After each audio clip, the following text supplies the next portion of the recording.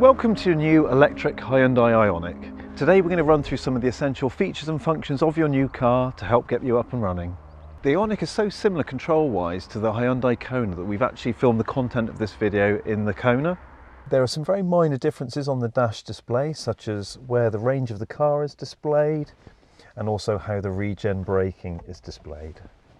The other notable difference is the charging socket on the Ioniq. You open it by pressing this button here, and the socket itself is actually on the rear left of the car. Now on to the video. To start with, you unlock the car using the key by pressing the unlock button. You also notice there is a lock button directly above. Alternatively, the car can be unlocked using these buttons on the door handles if you have the key on your person. All our cars are supplied as standard with a 3-pin charging lead you can use to charge your car from any normal domestic main socket. This cable you will find in the boot of the car when it is delivered to you. While we're in the boot of the car, it's worth mentioning that the roadside tyre repair kit can be found in this section under the boot floor. Now let's move into the car. Once seated, you can adjust your driver's seat by using these switches at the side.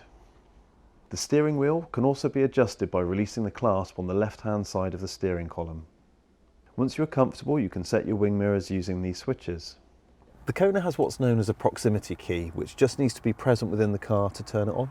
To start the car, you need to apply the foot brake and then press the start-stop button located to the left of the steering wheel. You can tell the car is started and ready to go as there is a green car symbol displayed on the dash. The car is now started, but it remains in park with the parking brake applied at this point. To put the car into gear, apply the foot brake and press either the R button for reverse or the D button for drive.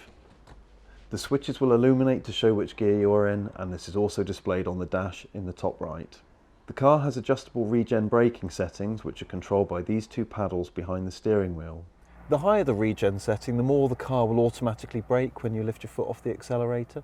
The left paddle increases the regen and the right paddle reduces it. The Kona has an electronic handbrake that will automatically disengage when you touch the throttle. To reapply the handbrake, you pull the switch upwards and the red light on the dash indicates it is applied. Please note the car will automatically creep forwards and backwards just like an automatic car once you take the foot off the foot brake, except when you're in auto hold mode where you will need to press the throttle first before the car will start to creep. If you have the car set to auto hold, the car will automatically reapply the handbrake when the car comes to a stop. You will also notice when you put the car into reverse, the infotainment screen shows the rear view of the car. You also have parking sensors front and rear.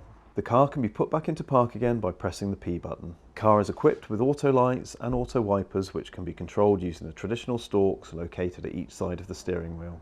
There are some handy buttons on the wheel to help you configure your adaptive cruise control. On the steering wheel is also your audio controls for the infotainment system. The buttons on the right of the steering wheel are also used to select and control some of the car's other settings. There are too many settings and functions to really go through within the scope of this video. However, do keep an eye out for more in-depth car controls video, which will go through things in more detail.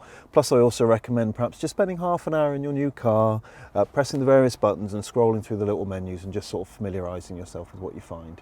The car's sat-nav, media and settings can be controlled via the infotainment system touchscreen, and you use these buttons beneath the screen to select what you want.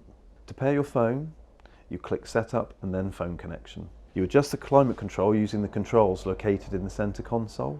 Press Auto to turn it on and set it to your preferred temperature. You have switches behind the handbrake button to control your heated and cooled seats, as well as your heated steering wheel.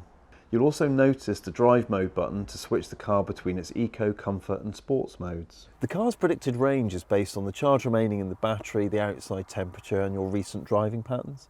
It is displayed on the dash screen along with how full the battery is in percentage terms, which is shown on the media screen. This is just a predictor and it will calibrate as you're driving, so it's best used as just a guide. Once you have concluded your drive, you can put the car back into park, apply the handbrake and then switch the car off by pressing the start-stop button. I hope this short video helps you get going with your new electric Hyundai Ioniq. If you need any further assistance, we're always on the end of the phone and happy to help all of our customers.